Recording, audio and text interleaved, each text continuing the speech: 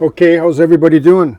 So I'm going to remove this building because I need to install the lights finally on it. I think I mentioned a few videos back or in another embedded video about how I built all these light bezels, but they look really good, but they just don't take the abuse that I wish they would because, you know, when you're filming and so on, I've mentioned before, it's like a social media layout.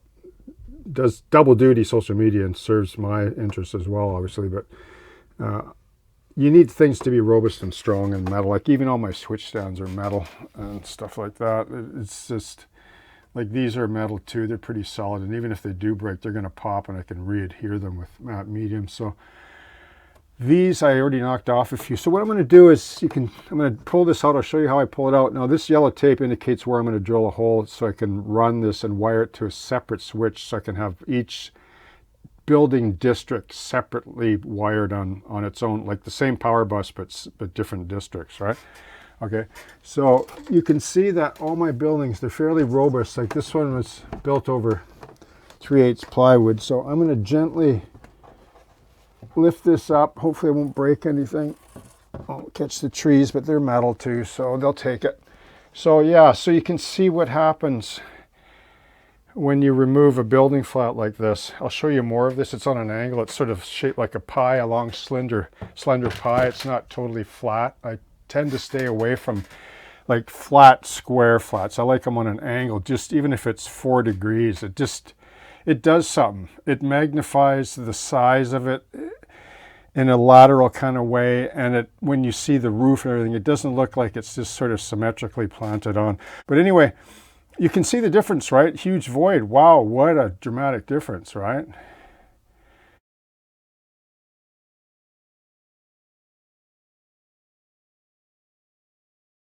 You could put a myriad of buildings in here, like if it fits your theme or whatever. So it's not that complicated, right? So there's the track here, you can see, and it's the building, and then just a light blue eggshell, robin eggshell blue kind of backdrop.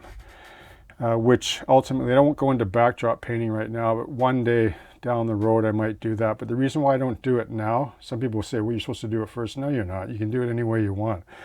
I can pull all these buildings out and paint my backdrop anytime I want, or install a photo backdrop if I wanted to. But eventually this will be of my style, hand painted, if I do it, but it'll just be a ridgeline, like British Columbia ridgeline. But the reason why I won't do it now is because I don't want the ridge line to determine my composition without the buildings being in place first. Like a building might have a riser on it. I don't want this peak mountain by the riser. I want it to balance out here. So now, I have two I have two lines. You have the building flat line, and then you have a mountain line. And those two lines need to work together for me. So that's why I do it last. Once all the buildings and the trees, like there's a building line, tree line, and then the background mountain ridge line, all has to retain composition as I see it, like as I want it to be. So that's why I would do this last, right? Whereas if I did it the other way around, if I put a photo backdrop here, I'm just planting buildings on and hoping that it works, you know.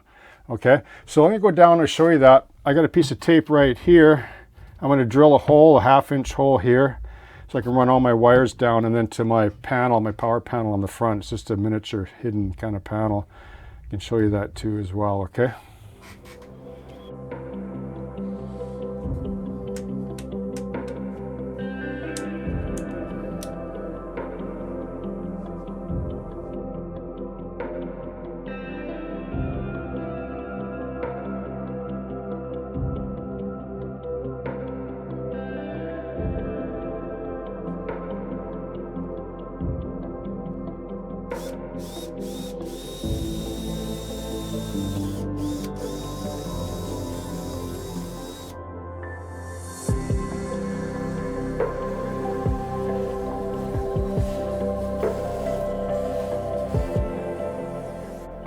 Okay, so here's another angle. So right from the end of this building all the way over to here is 42 inches.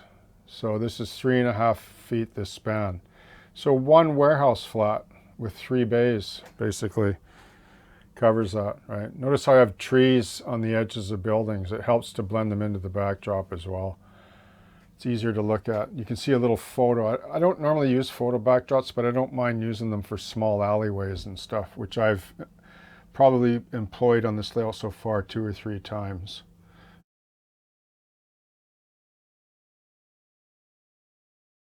And maybe more down the road, I don't really know, but you can see there, right? Okay.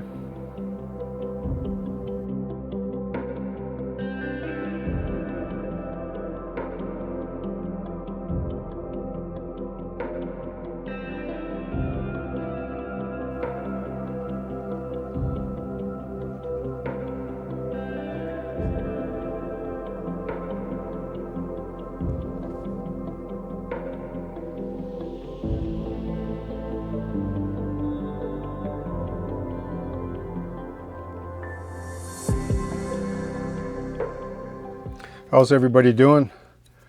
So I decided that I'm going to mount these 2 little scratch built light bezels I had from before. Actually, they were the ones that were originally up here that I told you that I broke. They're these here.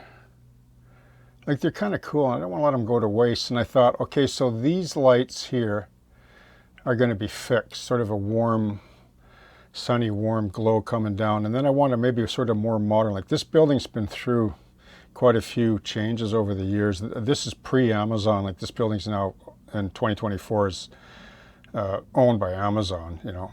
But before that, I'm not sure who it was that owned it. All the trucks are on the other side usually, and so I'm only modeling the back side. Another thing I want to mention too, since I'm talking about the back side of this building as a backdrop, like, people have often said in the past, like, why do you like build like your buildings like on wood core? Like, why do you go to all the trouble to build, you know, plywood wood core, right?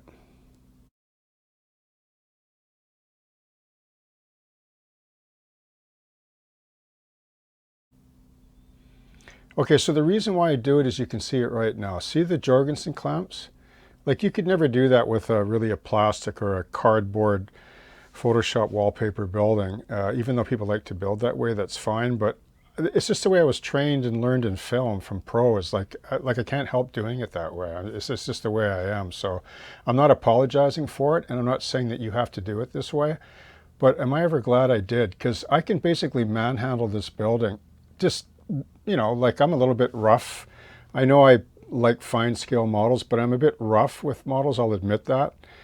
If I have a fault or two, that's one of them.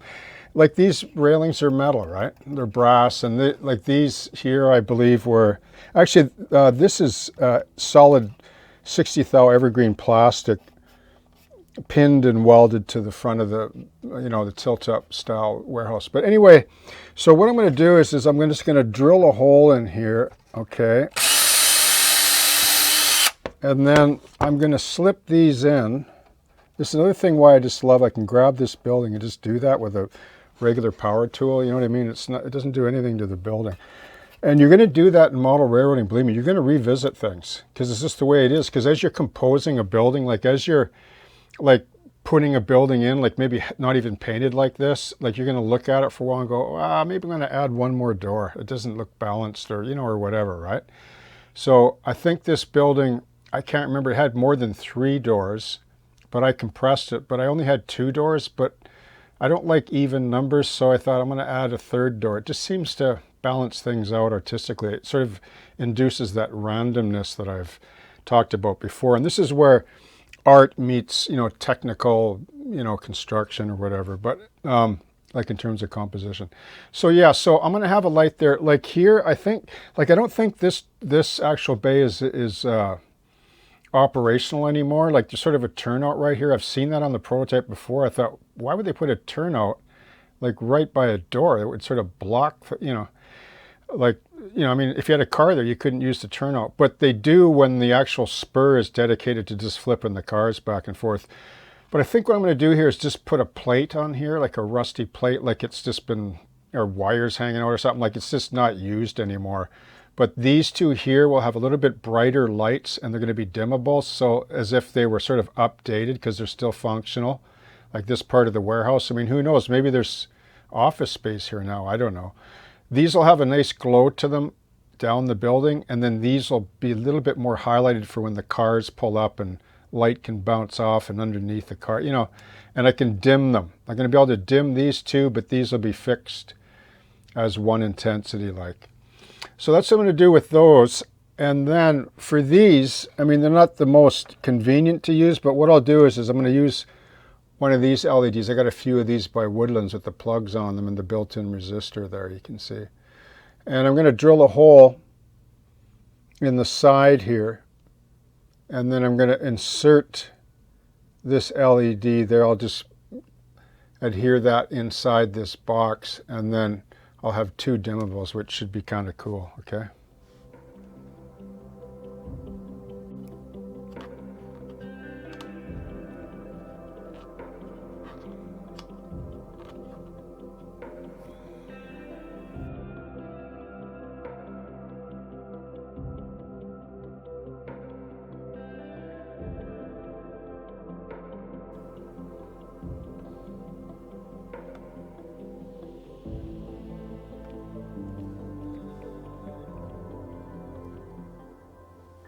Okay, so here we are in the layout, and we'll have a look from just a couple of angles of this scene with this particular warehouse flat. Now, one thing, if you really notice, there's like, it's not a complicated building, right? It's just this basic long, just over 3 foot building flat that's only a couple inches deep.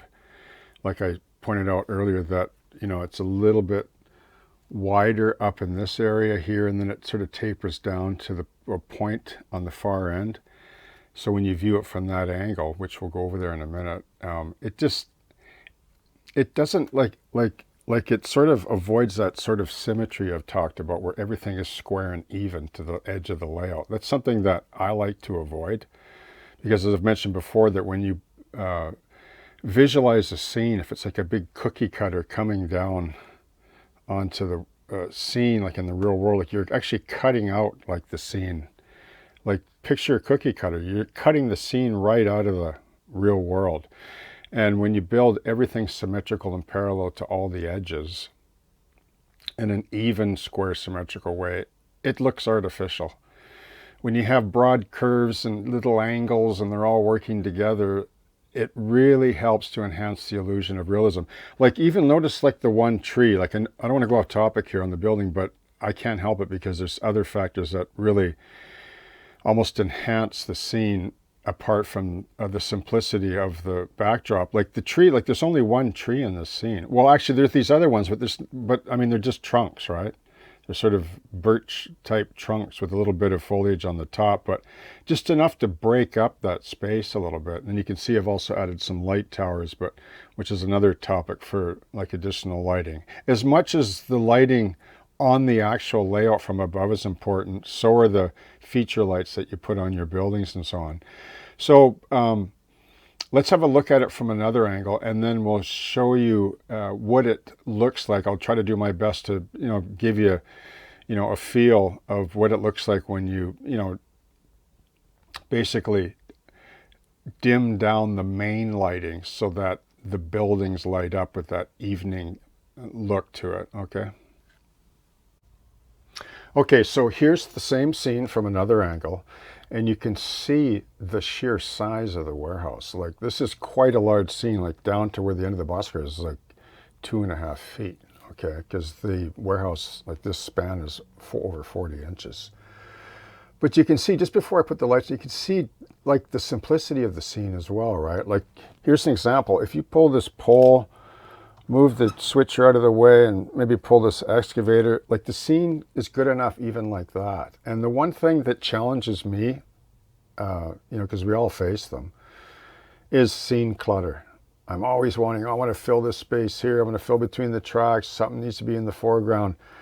But this is what happens when you get a camera and you set it up and you start viewing it from multiple angles. Probably on everybody's layout you can find 1,000 angles if you really think it through. And when you do that, you begin to see your scene, like the development of it or the composition of it, from a completely different angle that you never even thought of. So I think it's important that if you have a camera, like an older DSLR or digital camera, they're cheap nowadays, that have a viewfinder on them, try it out.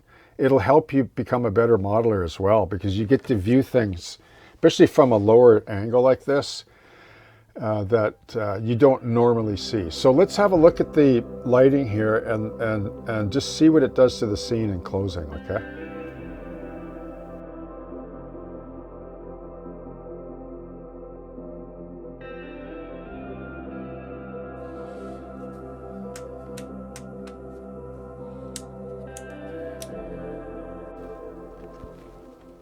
Okay, so here is the scene now in what I would call a sort of a dusk or twilight setting. And the reason why is if you try to set it up as you would view it live, which looks unbelievable, for some reason it's almost impossible to convey the privilege of the layout owner and what they get to experience when they have, you know, modeled lighting on their layout. You can see there's the upper light, see, on and off. But when you turn the lights down even more, which doesn't translate well on the camera as I would like, it just looks unreal. And then look at the lights above the bays. I'll turn those on. Like that lights up the whole track, the railings and the banisters, the rails. And then look at the middle door, the number 2 door that's partly open, right in the middle of the screen there. Now watch. Here's an example of what the lights look like when they're on, and then the inside light. You can see. See, and I can dim it. See the angle here of the light? So you can change that if you want. I mean, it's nice to have that option as it shines out.